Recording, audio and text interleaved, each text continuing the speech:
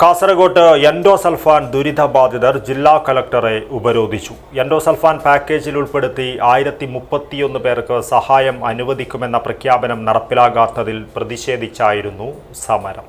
New ജനറേഷനുകൾക്കിനി new gen കോഴ്സുകൾ പഠിക്കാം. ശ്രീശങ്കരാചാര്യയിലൂടെ അഭിരുചിക്കനുസരിച്ച് തിരഞ്ഞെടുക്കുവാൻ നിരവധി കോഴ്സുകൾ, അതിവേഗം ജോലി നേടാൻ Sreesankaracharya. Gulf bazaar building near new bus stand, Kasaragod. Contact 8547508088. Endosulfan പാക്കേജിൽ ഉൾപ്പെടുത്തി 1031 പേർക്ക് സഹായം അനുവദിക്കുമെന്ന് മുഖ്യമന്ത്രി നിയമസഭയിൽ പ്രഖ്യാപിച്ചിരുന്നു.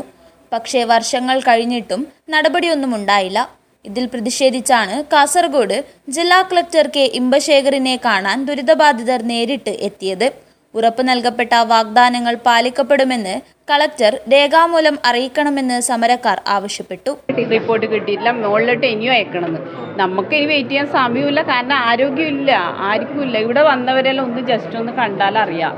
ഇനി അവർക്കും വയസ്സായി പോയി, ആ കുട്ടികൾക്കും വയസ്സായി, അമ്മമാർക്കും വയസ്സായി. അപ്പം നമ്മ ഇനി വെയിറ്റ് ചെയ്യുന്നതിനെ കൊണ്ട് അർത്ഥമില്ല. ഇത് ആവശ്യം അംഗീകരിക്കാൻ കളക്ടർ വിസമ്മതിച്ചതോടെ സമരക്കാർ കുത്തിയിരുന്ന് പ്രതിഷേധിച്ചു. പദ്ധതി നടപ്പിലാക്കാതെ പിരിഞ്ഞു പോകില്ലെന്നും അധികാരികളിൽ നിന്ന് പലതവണ പറ്റിക്കപ്പെട്ടതായും പ്രതിഷേധക്കാർ പറഞ്ഞു. മുഖ്യമന്ത്രി പറഞ്ഞല്ലോ, മുഖ്യമന്ത്രിക്ക് മേലൊരാൾ ആരില്ലത്? മുഖ്യമന്ത്രി പറഞ്ഞാൽ അത് ഉറപ്പാണ്. അങ്ങനെ വിചാരിച്ച് നമ്മൾ കുറച്ച് നിന്നു, എന്നിട്ടില്ല. എന്നിട്ട് നമ്മൾ വീണ്ടും ഡെപ്യൂട്ടി കളക്ടറും കാണുന്നുണ്ട്. ബന്ധപ്പെട്ട് കളക്ടറിന് ഇപ്പോൾ പറഞ്ഞു, നിങ്ങൾ എത്ര തവണ ഇവിടെ വന്നു? സാറ് എത്ര തവണ നമ്മൾ വന്നു?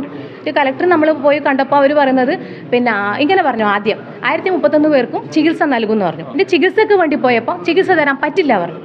വീണ്ടും നമ്മൾ ഡെപ്യൂട്ടി കളക്ടർ പോകുമ്പോൾ അവരെന്തൊക്കെയോ പറയുന്നു. നമ്മൾക്ക് ഇതറിയാം, 2017 കഴിഞ്ഞ കാര്യമാണ്.